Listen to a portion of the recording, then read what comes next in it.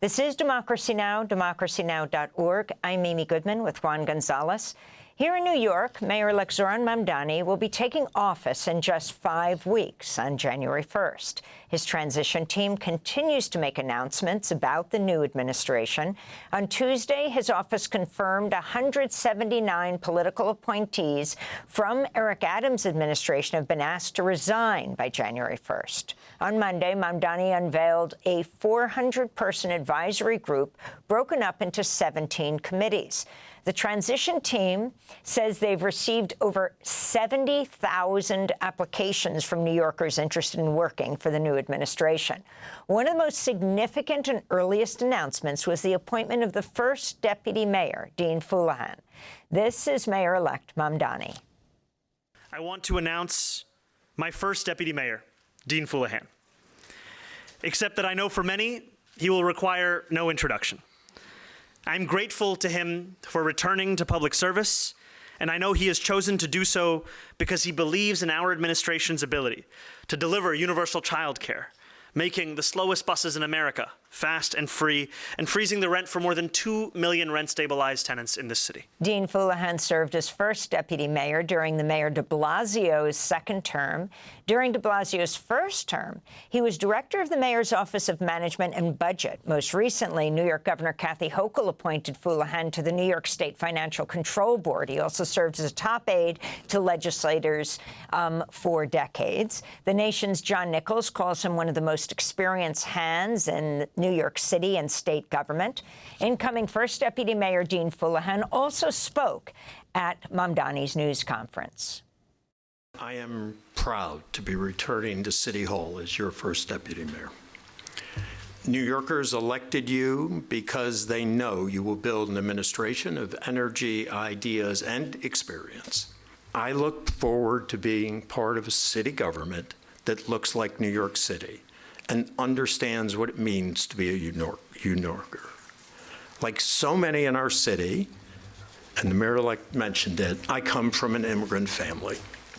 My father, an immigrant from Lebanon, my mother, whose parents immigrated from Lebanon, and her first language Arabic. They struggled and succeeded and instilled in my brothers and me a deep sense of public service and a commitment to providing others that same opportunity. The same is true of my wife's parents, who both immigrated from Korea.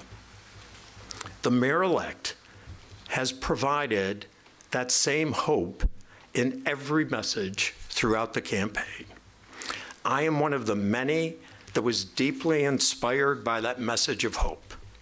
I firmly believe in this agenda, and I am proud to join a team that will be devoted to this agenda and will work every day to make it happen. To speak more about Mamdani's affordability agenda and how it will be accomplished, Dean Fuleihan joins us now in our New York studio. So, to say the least, it will be a major change. And then you have President Trump meeting with Mayor-elect Mamdani in the Oval Office in the White House. If you can talk about how you plan to achieve these extremely important changes that Mamdani has laid out, and what you did under de Blasio, the pre-K school system that is larger than most school systems in the United States, kindergarten through 12th grade, and many thought that couldn't be accomplished.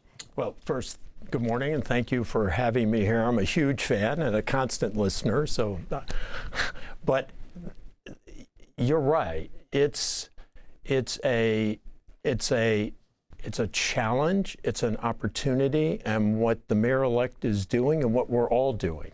The team that brought him through a remarkable campaign from basically being completely unknown a year ago, after the presidential election, to going out in the streets and asking people why they had voted around New York City for Donald Trump, and understanding that frustration and those challenges, and turning that into a campaign of opportunity and hope, which is what he won on in overwhelming numbers, on election day, and now with that same drive, building a much bigger team that's going to say, okay, here are the priorities that the mayor-elect put forward. The affordability agenda, every single one of them, how do we achieve those? How do we negotiate with Albany to achieve those? How do we meet in Washington with the president to achieve those? At the same time, this is, 8.5 million people. It's an amazing city. It's a privilege to be part of that, but it has day-to-day obligations as well. So we're putting together an aggressive team that can deliver the services New Yorkers need. So every single day there are obligations in New York City, day-to-day ones, whether it's picking up trash, making sure the children are safe in schools, making sure they're learning in our schools. All those day-to-day things we have to do, and the mayor-elect is committed to do them in a better way, to actually make New Yorkers see the improvements in the day-to-day city services. So we're doing that while we also have this very aggressive agenda, and while we also handle the unforeseen and the crisis that may happen on a daily basis as well in New York City. That's the team we're putting together. That's why we're involving so many New Yorkers in a dialogue about what is that agenda and how they can help us. And that's how we're doing it. So every day, that is the agenda. And Dean, I wanted to ask you, when Bill de Blasio was first elected, of course, he had little experience, and he depended on a known and respected veteran of government during his first term, Tony Shorris, and you obviously worked under Tony. Wondering your sense, the discussions you had with Mamdani about taking this post, because obviously you know well all the leaders in Albany, the power elite of the city will probably have much more respect for you because they had so much trepidation about the Mamdani victory. What were the discussions that you had with Mamdani about your role as the key figure on the day-to-day operations of city government? So first, Juan, it's wonderful seeing you again.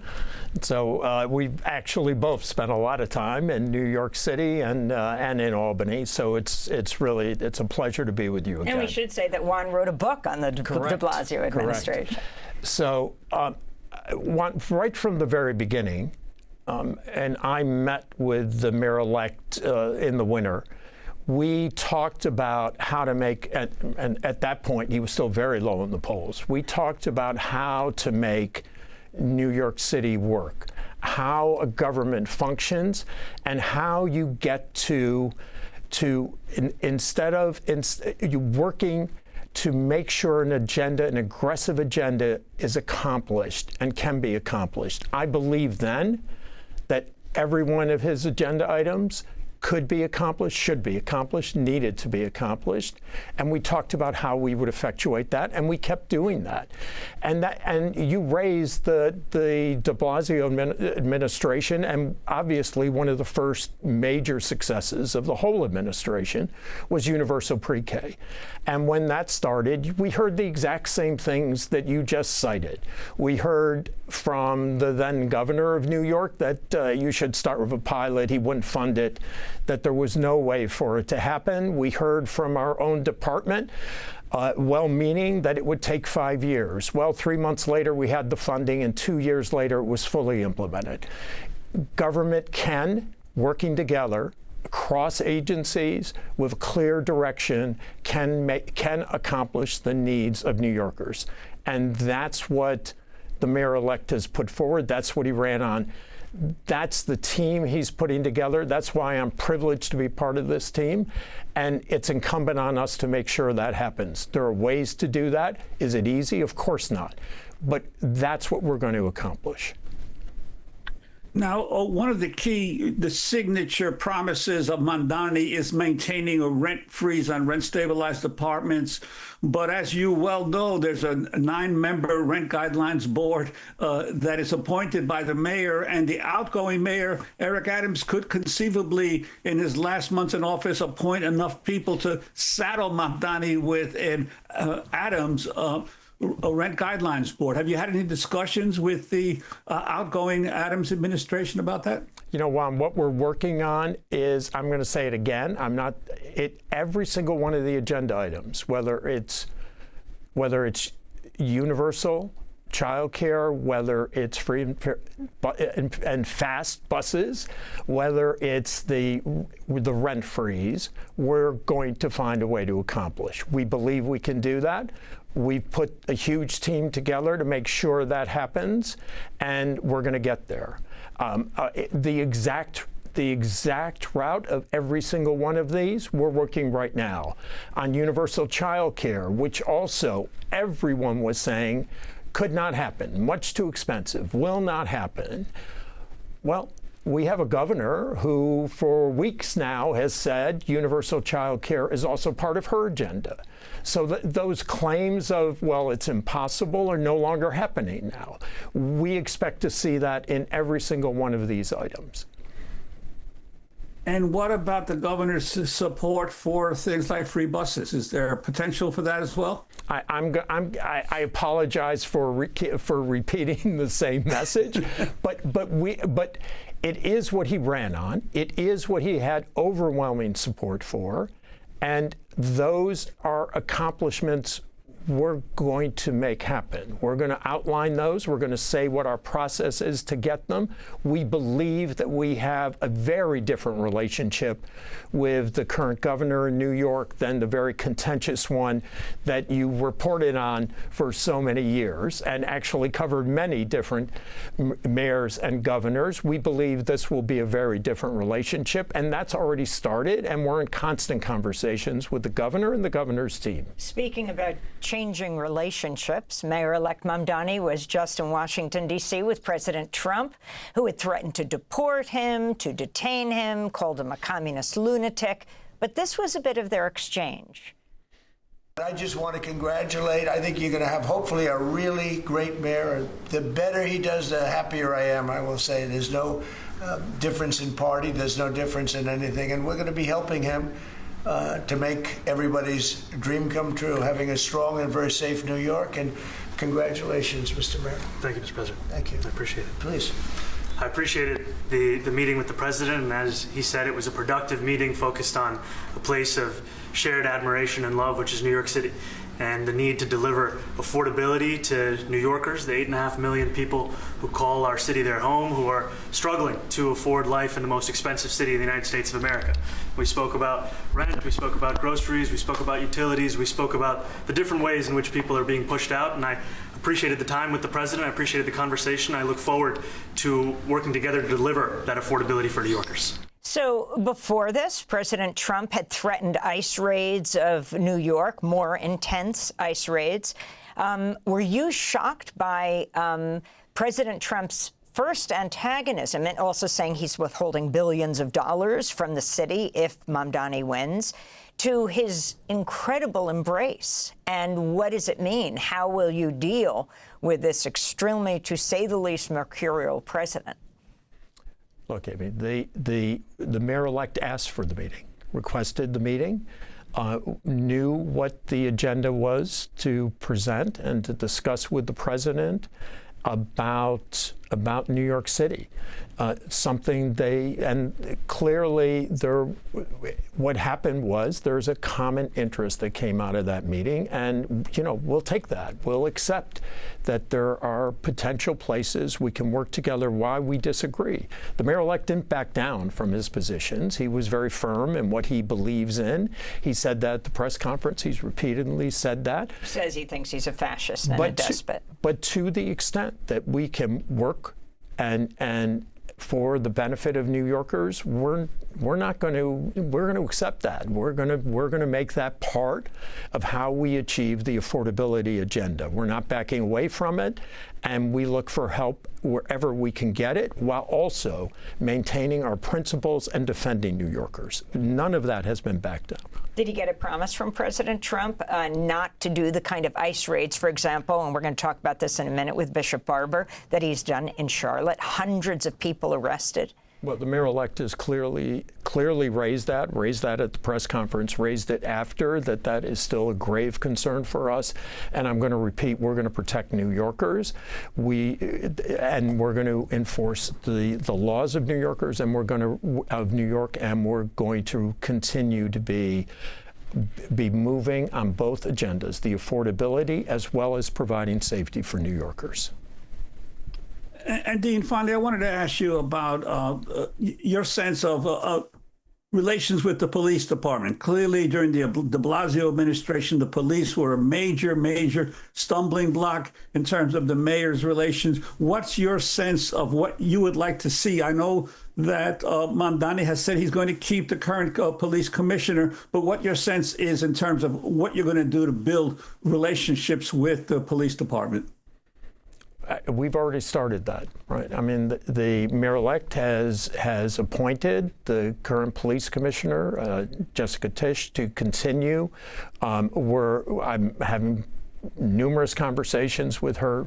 The mayor-elect is about what the agenda is, and the same thing is going to happen. We're going to work, beginning in January, we're going to be working with the police commissioner and the NYPD on how to address the concerns of safety, but also how to develop the Department of Community Safety, treat mental health issues differently. All that is going to be worked out, and we'll do that with the NYPD, and we believe it will be done in a cooperative way. We're very hopeful about what this administration can achieve, but we also know that the agenda is that we will achieve it, and the NYPD will be part of achieving that, but so will a different approach to public safety, a different approach to mental health, a different approach to crisis intervention. All those things can work together and actually have a police department that deals with what their core issues are and not taking on additional social issues that we have to confront and deal with. Dean Fuleihan, I want to thank you very much for being with us. New York City's incoming first deputy mayor in the Zohran Mamdani administration.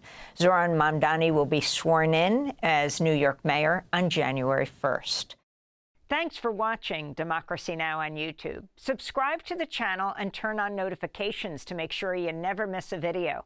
And for more of our audience-supported journalism, go to democracynow.org, where you can download our news app, sign up for our newsletter, subscribe to the daily podcast, and so much more.